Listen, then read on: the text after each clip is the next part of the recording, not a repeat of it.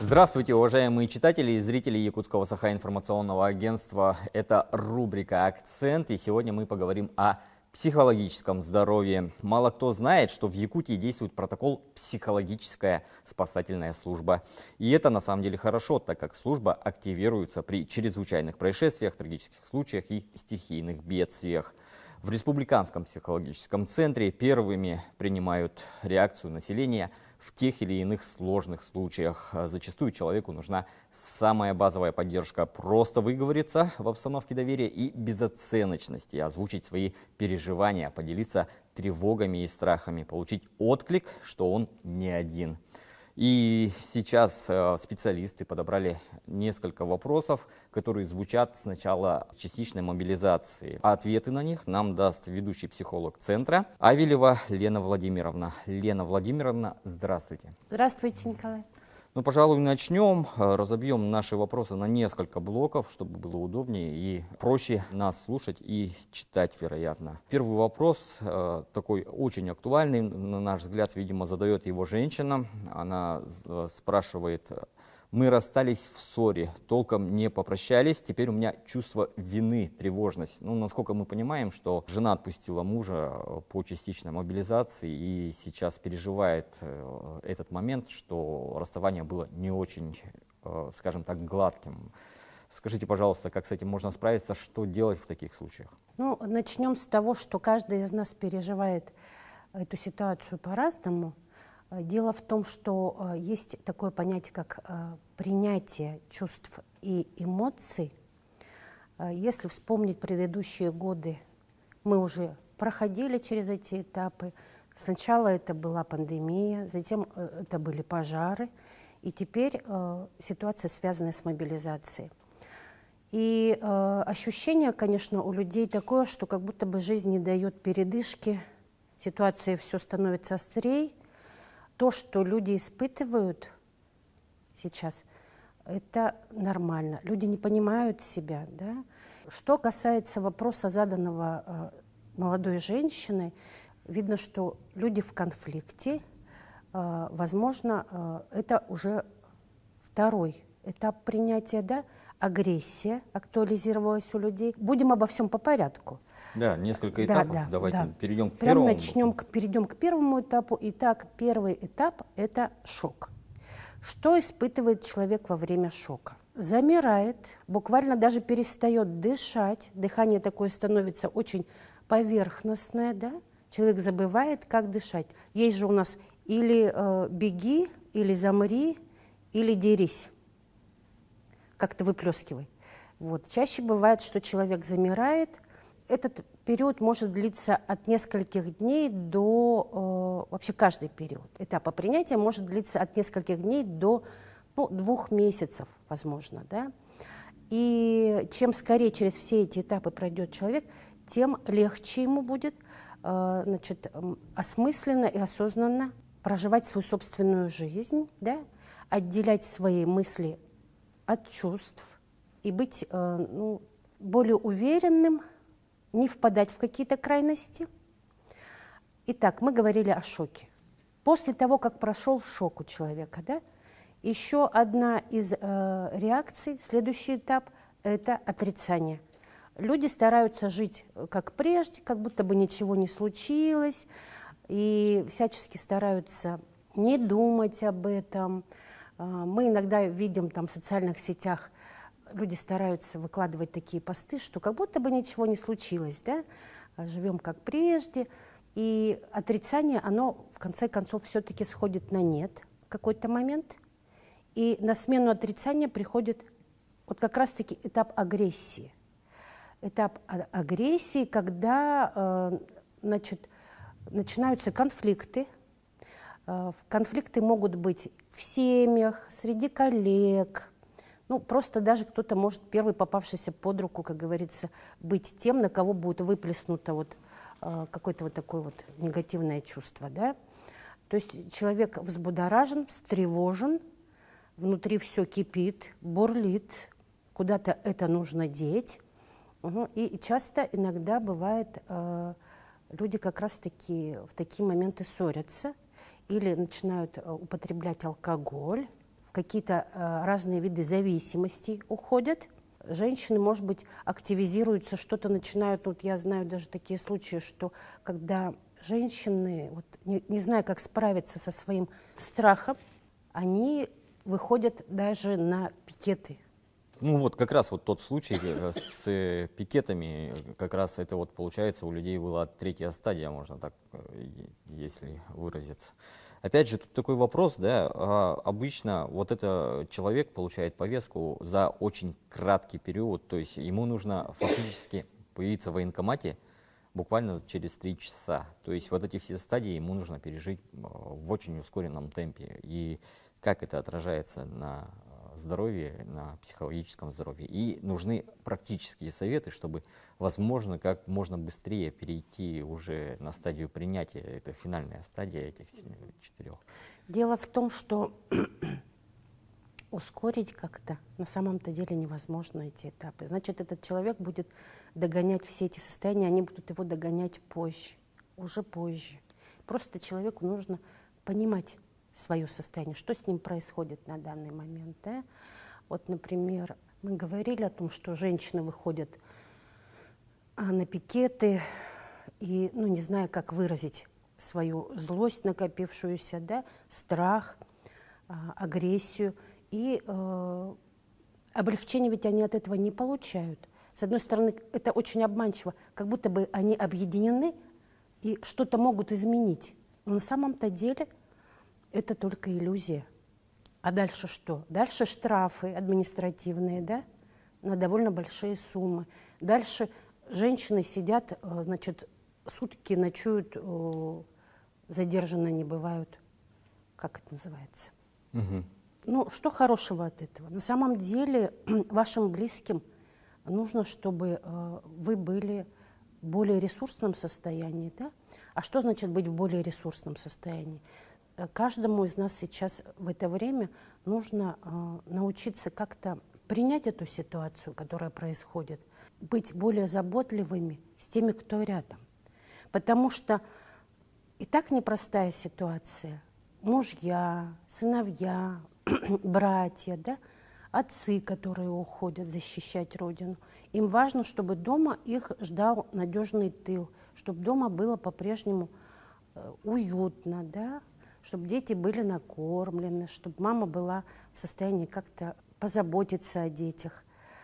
Ну, что мы на сегодняшний день наблюдаем? Часто бывает так, что вот как раз сейчас будет речь идти о еще одной стадии принятия, да, это апатия и депрессия. Мы часто наблюдаем за такой ситуацией, когда, ну вот проводила, например, мама сына, да, или вот резко забрали, вот как вы говорите, за 3 часа надо собраться, и человек погружается в такое состояние, когда его покидают вообще силы, энергии нету, прямо нет сил ходить на работу, нет сил готовить, нет сил общаться, прям в лёжку.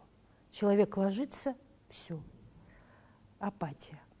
Вот такой момент, он тоже наступает, но не так, что у каждого именно таким образом, у всех по-разному. Да? Вот лично у меня где-то 2 или 3 дня была такая ситуация, что мне хотелось свернуться калачиком и полежать вот так на диванчике, и не ходить на работу. Но, честное слово, было такое состояние. И я, наблюдая за собой, анализировала, да что такое со мной происходит. Вроде бы я не уставшая, да,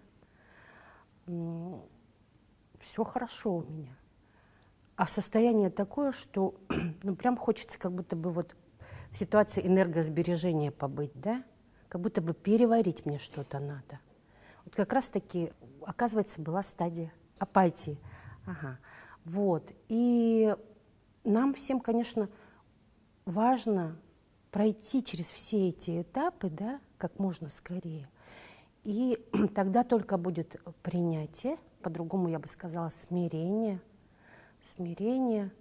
и мы будем иметь силы, энергию, да, заниматься своими каждодневными задачами, жить. А можно вот конкретно именно в этом частном случае, ну бывает, да, ну человек не успел принять и все-таки расстается на стадии агрессии. Что нужно делать? Потом-то явно будет какая-то рефлексия, когда уже осознаешь, что и опять же чувство тревоги. Что нужно сделать? Возвращаясь к вопросу, заданному, значит, молодой женщиной, да, здесь к чувству агрессии, да, может присоединиться легко позже и чувство вины, и гнева, да, и обиды. То есть спектр эмоций может быть вообще вот так веером развернуться, он может.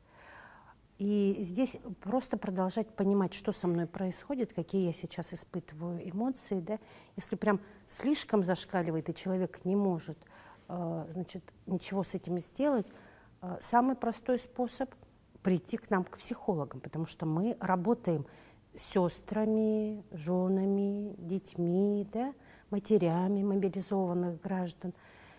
Не в какие-то крайности не пытаться как-то заглушить это чувство. Иногда бывает, вот как я уже говорила, люди самый простой способ — начинают употреблять алкоголь, да, и получить психологическую помощь. Она действенна. Нужно прийти, записавшись по телефону 31 91 09. Это телефон нашего администратора. Мы записываем, ведем прием. Ну, успешно мы работаем, потому что люди, конечно, не решались в первое время, да, обращаться. Каждый как будто бы в своем коконе закрылись и переживали разные состояния. Вот, но сейчас ситуация изменилась, и настало время, когда люди обращаются за помощью. К нам обращаются и пришедшие вот, с боевых действий, да, добровольцы. Ребята, которые служили по контракту, вернулись. Тоже мы работаем, проводим консультации. Поэтому не нужно оставаться один на один. Если прямо трудно справиться, то нужно, записавшись на консультацию, прийти, не бояться. Все-таки вот мы сейчас обговорили частные случаи, как может проходить вот эти стадии принятия.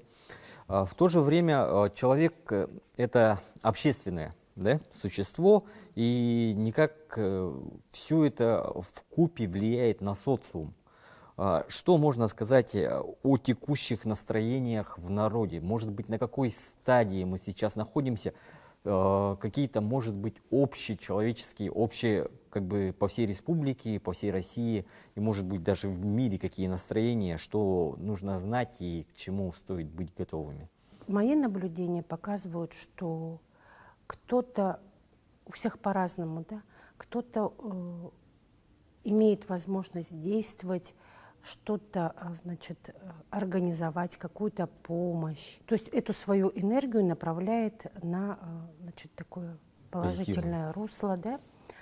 Кстати, вот когда у человека есть тревога, она может заставлять человека делать какие-то такие вот, в общем, тревога заставляет человека быть более активным, и человек может на этой энергии реализовать какие-то проекты. Очень много людей, которые объединяются в группы, помогают, находят разные способы решения. Да, там, кто-то собирает, значит, по Орджоникидзе 10 для мобилизованных посылки.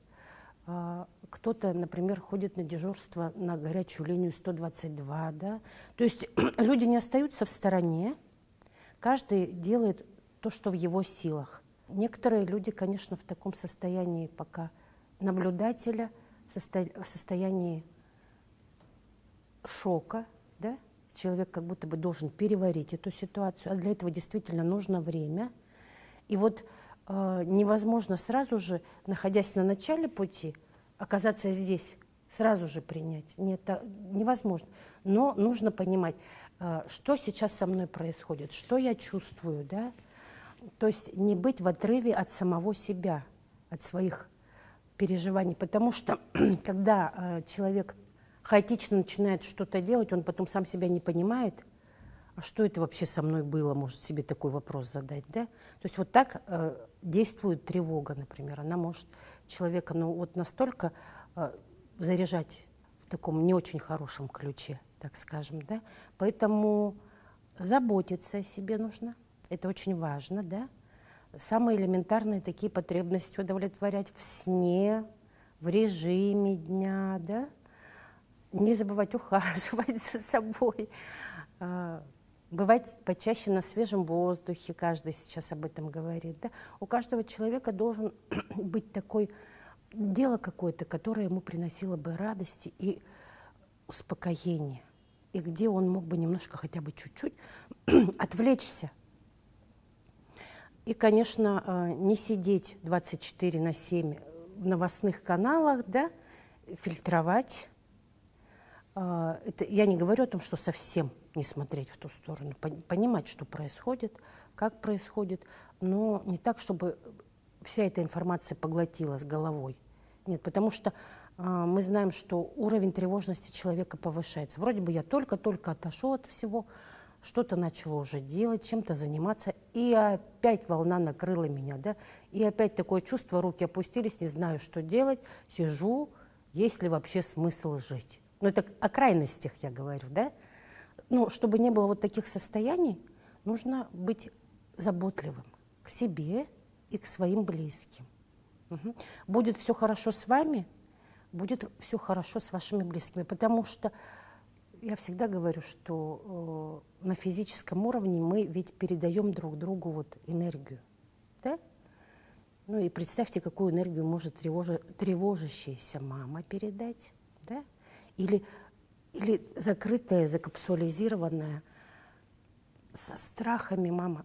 А даже физически человек начинает от этого состояния заболевать. И, например, когда мы сейчас работаем с мамами мобилизованных, долгое время эти женщины никому не говорили о своих чувствах, о том, что происходит с их детьми, да. Они были закрыты и варились каждая в себе, в своих переживаниях, да. Слава Богу, что они объединились и как-то могли друг с другом делиться. Вот это очень важный момент. Они практически друг друга спасли на тот момент, да. Но психологов среди них ведь нет. И не все человек может рассказать тем, кто в группе. А там очень много переживаний, очень много переживаний. У некоторых мам дети по контракту уже 3-й год, например, находятся там, да. И мама видит, что ребенок меняется уже. И, например, сыновья, если раньше могли как бы умалчивать, молчать, ничего не говорить, сейчас мамы знают, что происходит на самом деле, да, и что с их детьми происходит. И как помочь в этой ситуации? Вот если мама сама опустошена, ресурсов внутренних нет, конечно, она никак не поможет. А ребенку важно видеть маму, да, важно видеть, в каком она состоянии. Ей же надо как-то поддержать сына, ободрить его, да. Вот. И такая работа, конечно, она нужна, необходима и важна, та работа, которую мы выполняем сейчас. И мы видим, что мамы, например, когда приходят к нам, внутреннее их состояние меняется. И это очень радует, потому что они наконец-то открывают какую-то завесу, то, о чем они ни с кем до этого не имели возможности поговорить или поделиться. И уходят они совсем в другом состоянии. Если до этого, например, приходила мама ко мне, да, прям почерневшая от горя, честное слово, да, достаточно было одной консультации, когда хоть улыбаться она стала, хоть немножко шутить она стала, да, поэтому... Да, все-таки стоит обращаться к профессионалам, стоит общаться, также, в принципе, возможно найти людей со схожими проблемами.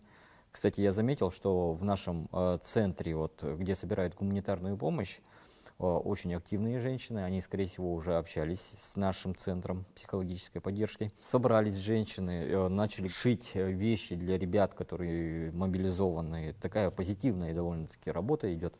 Думаю, что в такие начинания они всегда помогут. Первая часть нашего интервью, наших психологических советов подошла к концу. Смотрите передачу «Акцент». Мы продолжим.